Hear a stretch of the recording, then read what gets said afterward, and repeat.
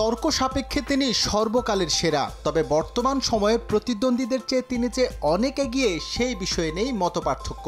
সফলতার এক একটি পালক নিজের ক্যারিয়ারে যুক্ত করে মুকুট এতটাই সমৃদ্ধ করেছেন পেপ গার্দিওলা, এসব বিশেষণ কেবল তার ক্ষেত্রেই শোভা পায়। স্পেনে থাকার সময় পেপের সঙ্গে মরিনিওর দ্বৈরথ ছিল উপভোগ করার মতো। নিজেকে স্পেশাল ওয়ান ডিক্লেয়ার করা পর্তুগিজ কোচকে নাকানি চুবানি খাইয়ে শ্রেষ্ঠত্বের জানান দিতে থাকেন গার্দিওলা। অর্জনে ক্রমেই বাড়তে থাকে তার দাপট। ইংলিশ প্রিমিয়ার লিগে যুক্ত হবার পর হয়ে ওঠেন অপ্রতিরোধ্য।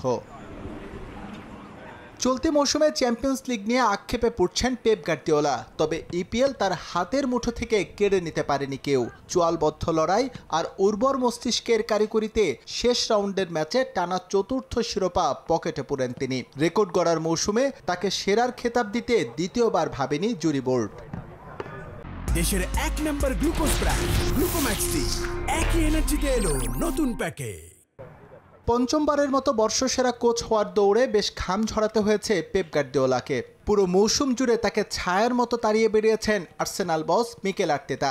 লিভারপুলের হয়ে শেষ মৌসুম কাটানো ইয়র্গেন ক্লপ বারবার ফেলেছেন চ্যালেঞ্জের মুখে। এছাড়াও এবার সেরা হওয়ার দৌড়ে ছিলেন অ্যাস্টন ভিলার উনাই এমেরি এবং বোর্নমাউথের অ্যান্টনি ইরাওলা। আমি এই অর্জন ভাগ করতে চাই, বিশেষ করে মিকেল আর্তেতার কথা বলবো। পুরো সিজন জুড়ে সে দারুণ করেছে। অবশ্যই ইয়র্গেন ক্লপের কথাও বলতে হবে, তার সঙ্গে আমার লড়াই হয়েছে অনেক। এছাড়াও উনাই এমেরি দারুণ করেছে, অ্যাস্টন ভিলাকে চ্যাম্পিয়ন্স লিগে তুলেছে, এটা সম্মানের। সবাই মিলে আমাকে সহযোগিতা করেছে এটা জয় করতে। এর আগে আরও 4 বার এই পুরস্কার জেতার রেকর্ড আছে ফোডেন, ডি ব্রুইনাদের শিক্ষাগুরুর। নিজে সমৃদ্ধ হয়েছেন, সমৃদ্ধ করেছেন ম্যানচেস্টার সিটির শিরোপার শোকেস। সম্ভাব্য সব চ্যাম্পিয়নশিপই উপহার দিয়েছেন ক্লাবকে। ইপিএলকে তো বানিয়েই ফেলেছেন এক পেশে। সব মিলিয়ে সিটিজেনদের হয়ে 6টি প্রিমিয়ার লিগ জিতেছেন পেপ গার্দিওলা, যা তাকে যৌথভাবে বসিয়েছে ইংলিশ ক্লাব ফুটবলের সেরা দ্বিতীয় কোচের সিংহাসনে। সর্বোচ্চ 11 ট্রফি নিয়ে তালিকার শীর্ষে থেকে রাজত্ব করছেন ম্যানচেস্টার ইউনাইটেডের সাবেক কোচ কিংবদন্তি স্যার অ্যালেক্স ফার্গুসন।